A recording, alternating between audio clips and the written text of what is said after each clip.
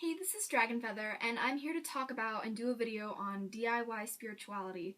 And this is a particular term that I have completely made up on my own, only because it's the way I use it to describe what I'm talking about in the best way that I can.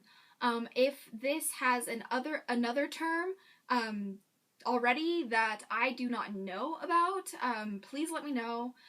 Because I honestly have not been able to find anything on this topic, and that's why I think I should do a video on it, and why I think it's so completely important. And this is based off of my personal experiences, my observations, and my research and such. And if you don't agree with it, then that's completely okay, but I'm just here to share what I believe on this particular topic. So, with that being said, DIY spirituality, what is it? Well, for those of you guys who do not know what DIY stands for, it's do-it-yourself. And do-it-yourself spirituality, in essence, means creating your own path instead of following one. And now, to use an analogy here, when we get lost, we don't always know the way out. And some of us, and I believe most of us, are spiritually lost. We do not know where to go, we do not know which path to take, and we are finding things that may or may not work for us, and we're struggling, which is completely normal. That's what us humans do. We like to struggle. Yeah. So we're struggling to figure it out. And when you get lost in a forest, or when you get lost anywhere, you don't know the way home. You gotta find your way home. And with this being said, some people push their way through the foliage, or, push their way out of wherever they are, creating their own path, or some people follow a path that has already been cut out by someone else. And if you think of all the religions in the world, all of every spiritual path, all the religions, all things that connect us to a spiritual or higher power, if you all think about it, it was created by somebody. And somebody wasn't connecting enough with what they were currently doing, enough to where they had to create their own way, their own thing, to get there somehow. And when you think of it that way, then it's not too foreign of an idea to create your own path. And what do I mean by this? I do not mean creating some game, I guess, that you use for spiritual practices. Some people do that, and that's to each their own, Everyone's gonna do their own thing, regardless of what you tell them to do. And for this reason, it's kind of pointless to tell people they're wrong, in my personal opinion. And I'll get into that in a second. But with DIY spirituality, creating your own path, sometimes we need to, because we do not feel connected enough with the paths that we're already on, and the paths that we're already taking. And this is the reason why I bring this up is because I've personally, being honest with you guys, I've been struggling with Wicca. And the reason why I've been struggling with Wicca is because I feel like something's missing. I love the nature aspect, I love the male and female energies, and stuff like that, but something was missing. And many of my viewers have been suggesting Draconic Wicca to me, and I've looked into it very heavily, and I do agree with pretty much every principle in it. And for that reason, I'm trying it out right now. I do not call myself a Draconic Wiccan. I do not call myself anything like that yet, because I have not done enough practice or enough research and enough trial and error to really define myself yet. And besides, I don't know enough about it to where I don't know if I want to be Draconic Wiccan, so I'm still looking into it. And as soon as I know enough, I will do a video for you guys. But the thing that came to my mind is the mythical creature aspect to this. And this I thought was very important, and made me want to explain a certain subject or a certain concept to you guys. So for those of you guys know spirituality, what is spirituality? Spirituality, I do not actually know the formal definition, but I do know that why we have spirituality is to connect with things.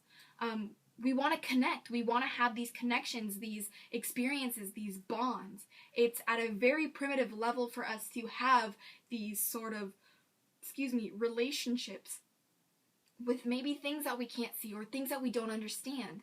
And the problem with this is that with spirituality, we like to define it. We like to say that we're Christian, oh, we're pagan, we're Wiccan, we're Catholic, we're whatever. And because of that, you know, because we're trying to put ourselves in boxes and define things that some of us don't even know, or some of us don't even fully understand, that's why I think we have so much struggle, is because we don't understand it, though we say that we are it, we're lost. And so for that particular reason, I think that do-it-yourself spirituality or DIY spirituality and creating your own path and learning on the way there as you're cutting out the road for yourself, I think is so important, because everyone is different. We all perceive things differently. We all see colors differently. We all hear things differently. We all interpret things differently because we are all different, even though we are very much the same. And because of this, some things may be very real to some people, but very fake and maybe even comical to others. And that's what brings me to Draconic Wicca, is that it uses dragons, and to some people, dragons may be mythical and, you know, stupid and fiction and not real or whatever. The list goes on and on. But for some people, it's very real, and they work with these energies, and it's so powerful to them that they cannot deny that it doesn't exist. And you know, I know this may be kind of hard to grasp, but it may exist to them, but may not exist to you. And that can be very confusing. And the reason why it is confusing is because humans like to prove things. We don't believe things unless we can prove it, it seems like. Or some people, not everyone. Some people are like that.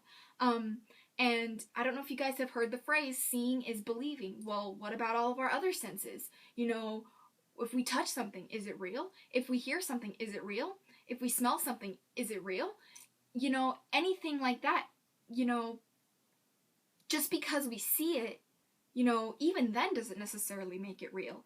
I think to you, it's up to you to decide if it's real or not, depending on how it resonates with you, and depending on how you connect to it. And when you connect to something, when you truly have a connection to something, or some object or someone, you cannot deny that it's not there because you have that connection. And anyone who tries to tell you you're wrong, you get angry because they don't understand. It's because maybe they'll never understand because they won't have the connection that you have. And for trying to make your own path because other paths have not worked for you, that is perfectly okay. It is okay to make your own spirituality and not necessarily have a definition for it. And the reason why I say this is because lots of people are like, well, I'm not that, I'm kind of this. And that's why I think eclectic has come into play with different forms of spirituality, like eclectic Wicca. Some people vaguely practice Wiccan principles because they like the principles, but have all sorts of random other things mashed up into their spirituality, and eclectic Wicca just happens to be what they call themselves. And, you know, there's different traditions of Wicca, absolutely. And people use Wiccan principles, absolutely, even when they're not completely Wiccan. And that's totally cool. Just like you don't just have black and white, you have many shades of gray. And, you know, this shade of gray or this particular practice of Wicca may not incorporate what this shade of gray or what this practice of Wicca has.